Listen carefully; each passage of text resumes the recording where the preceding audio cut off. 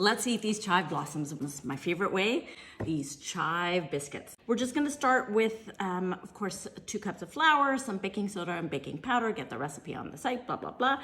Now we're at the stage where we're cutting in the really cold butter.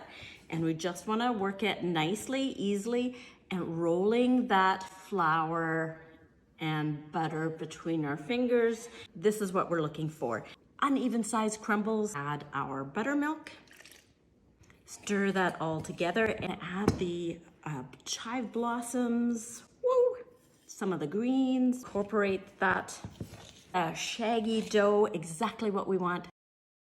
Now I'm just gonna bring it together. I'm gonna start to shape it into the size of a paper.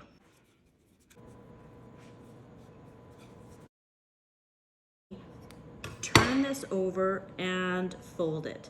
Then I'm gonna lift it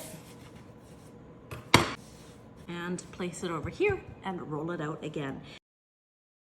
And let's fold it again.